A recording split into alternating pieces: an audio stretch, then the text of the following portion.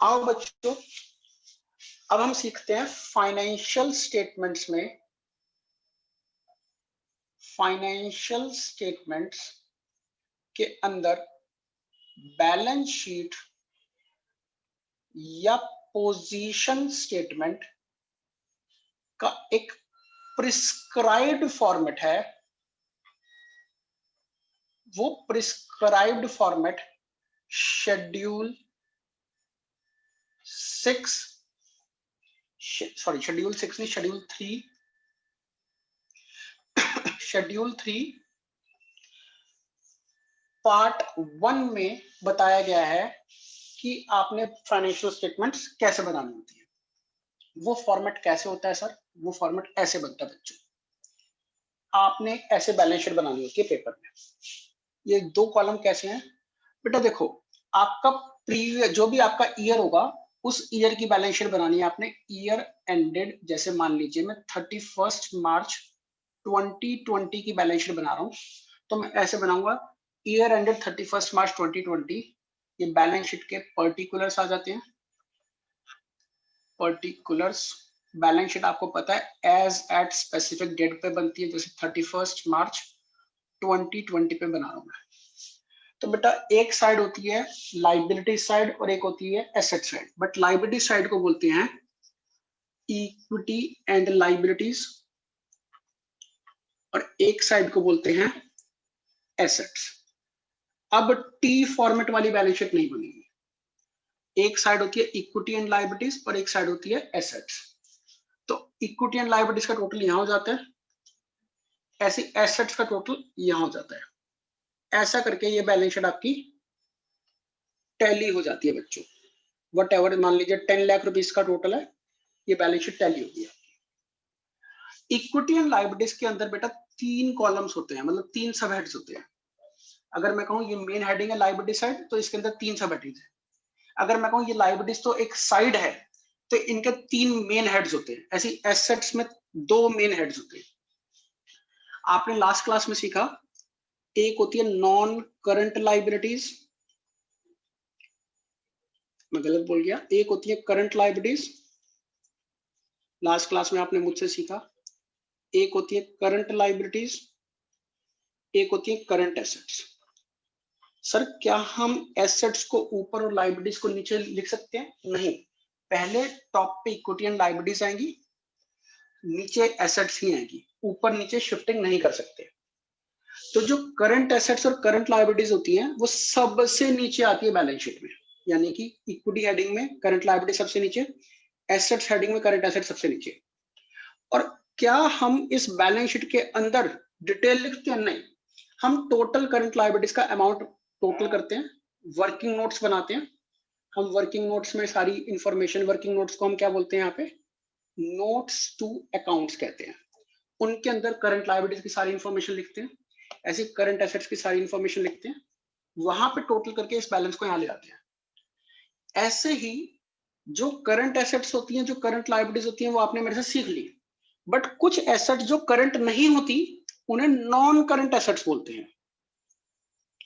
Non current assets क्या होती है सर? बेटा नॉन करंट एसेट्स वो एसेट्स होती है जो करंट नहीं होती है, तो यानी कि जो करंट एसेट्स ना, वो नॉन करंट एसेट्स। ऐसी जो लायबिलिटीज करंट लायबिलिटीज नहीं होती उन्हें नॉन करंट लायबिलिटीज बोलते हैं, नॉन करंट लायबिलिटीज। तो करंट एसेट्स का जुड़वा भाई non current assets, current liabilities की जुड़ी हुई बहन नॉन करंट लायबिलिटीज। ये तो हो गई आउटसाइडर्स की लायबिलिटीज। ये टोटल एसेट्स आपने 11th में सीखा है, total assets is equals to capital plus liabilities, accounting equation के चैप्टर में भी सीखा ये। तो ये तो हो गई लायबिलिटीज आउटसाइडर्स की। जो इनसाइडर्स की लायबिलिटीज होती हैं उनको क्या बोलते हैं? कैपिटल बोलते हैं सर। तो उसको क्या बोलते हैं? कैपिटल बोलते हैं। तो कैपिटल जो कॉन्स्टिट्यूट होती है, नॉर्मली प्रोप्राइटरशिप पार्टनरशिप में कैपिटल वर्ड बोलते हैं, बट क्योंकि हम किसकी बैलेंस शीट सीख रहे हैं? कंपनीज की बैलेंस शीट सीख रहे हैं।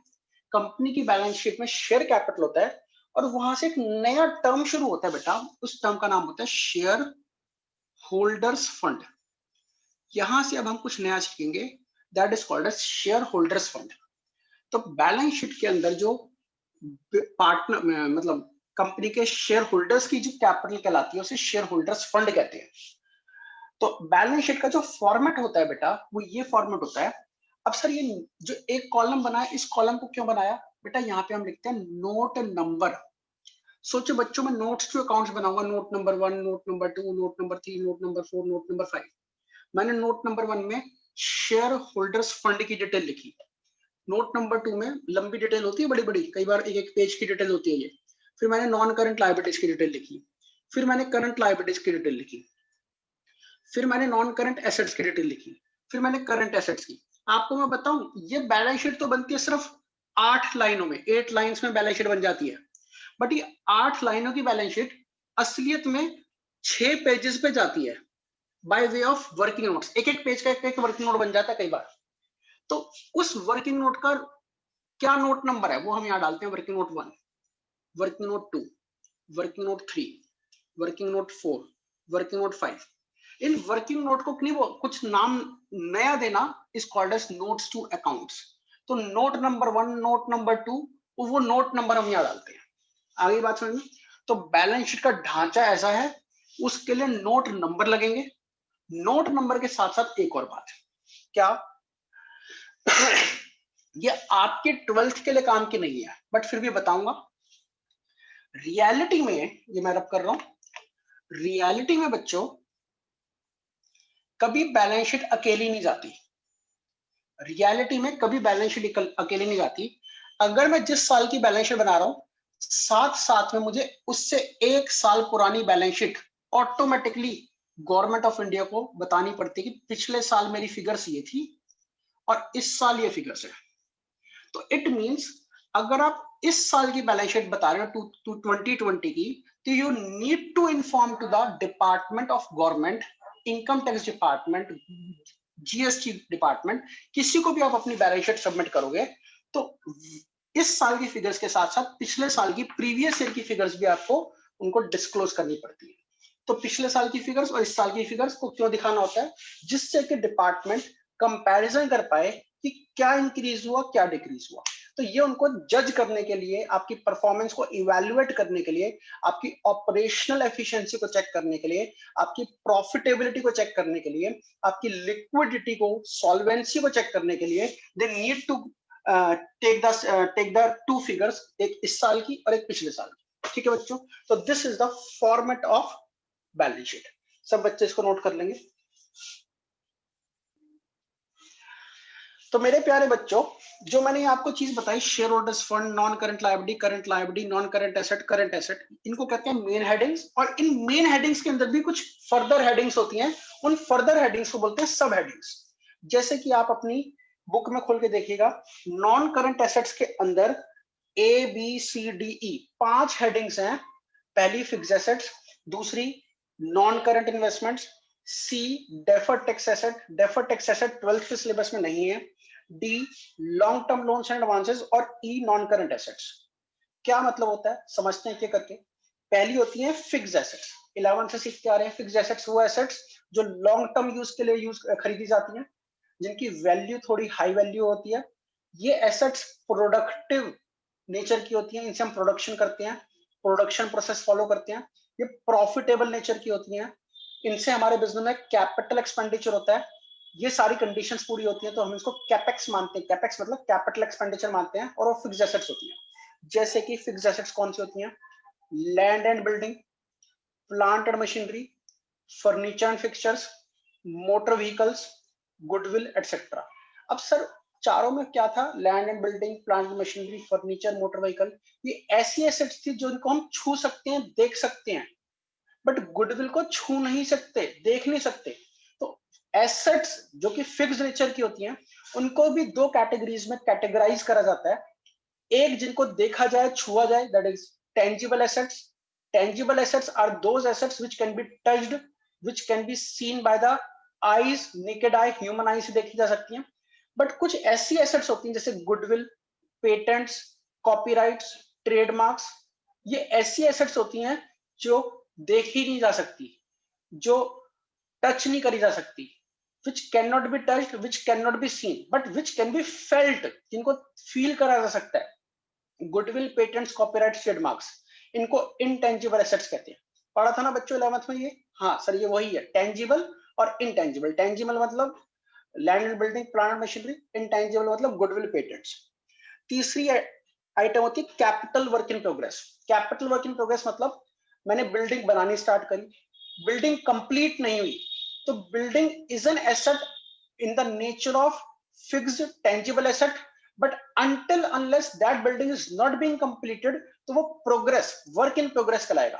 तो वर्क इन प्रोग्रेस मतलब जो अभी काम इनकम्प्लीट है। अब इनकम्प्लीट काम को जब तक वो कंप्लीट नहीं होता उसको बिल्डिंग वर्क इन प्रोग्रेस बोलते हैं या कैपिटल वर्क इन प्रोग्रेस बोलते हैं। है तो वो फिक्स एसेट्स में, बट उसको फिक्स एसेट्स की टेंजिबल की कैटेगरी से हटा करके कैपिटल वर्क इन प्रोग्रेस की कैटेगरी में डालती है। फोर्थ आइटम है intangible assets under development. Similarly जैसे आजकल आपने देखा कोरोना की दवाई बनाने के लिए इतनी रिसर्च चल रही है, तो वो क्या है, इनटेंजिबल नेचर की रिसर्च है। जैसे ही वो बनेगी तो वो एक फॉर्मूला बनेगा। कोई दवाई दुनिया के लिए एक ही दवाई, एक ही पिल थोड़ी ना बन गई, वो फॉर्मूला बना कि किन केमिकल्स को जोड़ करके एक पिल तैयार हो गई, एक मेडिसिन तैयार हो गई, तो उसको बोलते हैं इनटेंजिबल फॉर्मूला। तो सिमिलरली बेटा जैसे land and building under development होती है, ऐसे ही इनटेंजिबल नेचर की assets, goodwill, patents, copyrights, trademarks भी अंडर डेवलपमेंट हो सकते हैं, उनको बोलते हैं इनटेंजिबल एसेट्स अंडर डेवलपमेंट। तो फिक्स एसेट्स को 4 कैटेगरीज में सब डिवाइड करते हैं, टेंजिबल, इनटेंजिबल, फिर टेंजिबल वर्क इन प्रोग्रेस यानी कि capital work in progress third, फिर इनटेंजिबल वर्क इन प्रोग्रेस यानी कि इनटेंजिबल वर्क इन प्रोग्रेस। समझ में आ गया फिक्स एसेट्स की कैटेगराइजेशन। उसके बाद नॉन करंट एसेट्स की ही कैटेगरी में बी कैटेगरी है non current investments. Non current investments होती हैं वो इन्वेस्टमेंट जो रोज बेची नहीं जाएंगी। करंट मतलब जो रोज खरीदी बेची जा सकती है, जिनको मैं डेली मार्केट में खरीद बेच सकता हूं या जल्दी से 6 महीने 1 साल के अंदर उनका पैसा आ जाएगा। अगर किसी इन्वेस्टमेंट्स का पैसा सेल करके 1 साल के अंदर आ जाता है तो उसे करंट इन्वेस्टमेंट्स बोलते हैं, बट अगर 1 साल के अंदर नहीं आएगा तो वो नॉन करंट इन्वेस्टमेंट्स हैं। नॉन करंट इन्वेस्टमेंट जैसे कि मैंने किसी भी अपनी कंपनी में जिसकी मैंने स्टॉकिस्ट ले रखी है या फ्रेंचाइजी ले रखी है, उसको एक सिक्योरिटी डिपॉजिट दे रखा है कि जिससे कि मैं आपका नाम, आपका रेपुटेशन यूज करूंगा। मान लीजिए मैंने हल्दीराम की फ्रेंचाइजी ले रखी है या बिट्टू टिक्की वाला की फ्रेंचाइजी ले रखी है या मैकडोनल्ड्स या डोमिनोज की फ्रेंचाइजी ले रखी है और अपना एक पिज्जा शॉप चला रहा हूँ, तो उसके लिए उन्होंने मुझसे 1 करोड़ रुपीस की इन्वेस्टमेंट ली। जब तक उनका नाम यूज करूंगा तब तक की वो इन्वेस्टमेंट है, that investment is called as non current investments. C part deferred tax asset 12th के सिलेबस में नहीं है बच्चों। D part long term loans and advances. अगर मैंने किसी को लोन दिया है लंबे समय के लिए, 1 साल से ज्यादा समय के लिए, जिसमें मैंने 2 साल 3 साल के लिए किसी को लोन दिया है, that is called as long term loans and advances. क्योंकि लोन दे रखा है तो ये मेरी करंट, तो ये मेरी एसेट है, और क्योंकि 2 साल 3 साल में पैसे आएंगे तो वो शॉर्ट टर्म लोन नहीं है, तो लॉन्ग टर्म लोन है। Long term loan is a non current asset. फिर अदर नॉन करंट एसेट जो ऊपर वाली A B C D category में नहीं आए, वो अदर कैटेगरीज में आ जाते हैं। नेक्स्ट है करंट एसेट्स। करंट एसेट्स में पहली कैटेगरी करंट इन्वेस्टमेंट्स, जैसे कि मैंने अभी बताया। शॉर्ट टर्म इन्वेस्टमेंट्स मैंने कर दी, जैसे कि शेयर्स में, मार्केटेबल सिक्योरिटीज में, स्टॉक एक्सचेंज में, that is current investments. Second inventories. Inventories आप बड़े अच्छे से जानते हैं, इन्वेंटरीज मतलब stock, merchandise, inventory. Third trade receivables, debtors को हम क्या करते हैं, गुड्स सेल करते हैं, that is trade receivables. Third fourth is cash and cash equivalents. Cash and cash equivalents का क्या मतलब होता है, कैश बैलेंस, बैंक बैलेंस, वो हमारे कैश एंड इक्विवेलेंट्स होते हैं। नेक्स्ट है short term loans and advances. Short term loans and advances का क्या मतलब होता है बच्चों, कि अगर मैंने किसी को लोन दिया और वो loan with in a year मेरे को वापस आ जाएगा, मैंने किसी को लोन दिया वो विद इन अ ईयर मुझे वापस रिफंड कर देगा, that is a short term loans. और इसके अलावा जो इन 4 कैटेगरीज में ऊपर कवर नहीं होते, 5 कैटेगरीज में, वो अदर करंट एसेट्स में आ जाते हैं। आ गया बेटा बच्चों, करंट एसेट्स का मतलब एक नॉन करंट एसेट्स, एक करंट एसेट्स। सब बच्चे यहाँ तक एक बारी नोट कर लेंगे, कोई डाउट है तो अपना डाउट पूछ लीजिए। नॉन करंट एसेट्स के अंदर क्या क्या आइटम है, एक है फिक्स्ड एसेट्स, एक है इंटेंजिबल एसेट्स, एक है नॉन करंट इन्वेस्टमेंट्स, एक है डेफर्ड टैक्स एसेट्स, एक है लॉन्ग टर्म लोन्स और एक है अदर। तो आपको मैं बता दूं, मेरा वो बनाया हुआ तरीका तो नहीं है, ये विकास विजय जी से बात हुई थी, उन्होंने बनाया हुआ है। इसको बोलते हैं फाइंड लू। जैसे गर्मी पड़ती है ना, जो लू कहते हैं, लू पड़ रही है, तो बच्चे कहते हैं सर लू पड़ रही है, तो लू को ढूंढने जाओ। अगर याद करने का तरीका सीखना चाहते हो तो फाइंड लू। Fixed assets, intangible assets, non current investments, deferred tax assets. Deferred tax assets हमारे सिलेबस में नहीं है। Long term loans and advances, और ओ से अदर नॉन करंट एसेट्स। ठीक है बेटा, फाइंड लू। ऐसे करंट एसेट्स के अंदर क्या क्या आइटम होती है? एक होती है ट्रेड रिसीवेबल्स, एक होती है इन्वेंट्रीज, एक होती है short term loans and advances, एक होता है कैश एंड कैश इक्विवेलेंट्स, एक होता है करंट इन्वेस्टमेंट्स, और एक होता है अदर करंट एसेट्स। तो ये टिस्को टिस्को टिस्को मतलब टाटा स्टील की बहुत बड़ी कंपनी है इंडिया में, जिसको आप टाटा स्टील के नाम से जानते हैं। टाटा स्टील का ओरिजिनल नाम जो है ना वो टिस्को है, TISCO, बट इसमें डबल सी डला हुआ है। टाटा स्टील की कंपनी का नाम टिस्को है, TISCO, बट यहाँ पे डबल सी है, TISCCO। टाटा स्टील की कंपनी का नाम टिस्को हुआ करता था, अब टाटा स्टील हो गया। तो this is the methodology to learn, but बेटा कोई ऐसा पूछा नहीं जाता, आपको जस्ट एक इन्फॉर्मेशन के लिए पता होना चाहिए। फिक्स्ड एसेट्स के अंदर, नॉन करंट एसेट्स के अंदर फिक्स्ड एसेट्स आते हैं, इंटेंजिबल्स आते हैं, नॉन नॉन करंट इन्वेस्टमेंट्स आती हैं, डेफर्ड टैक्स एसेट्स आती हैं, एल से long term loans and advances होते हैं, और अदर नॉन करंट एसेट्स होते हैं। ऐसे ही नीचे trade receivables, inventories, short term loans and advances, cash and cash equivalents, current investments, और अदर करंट एसेट्स। बच्चे इसको नोट कर लीजिए, कोई डाउट है तो अपने डाउट्स पूछ लीजिए।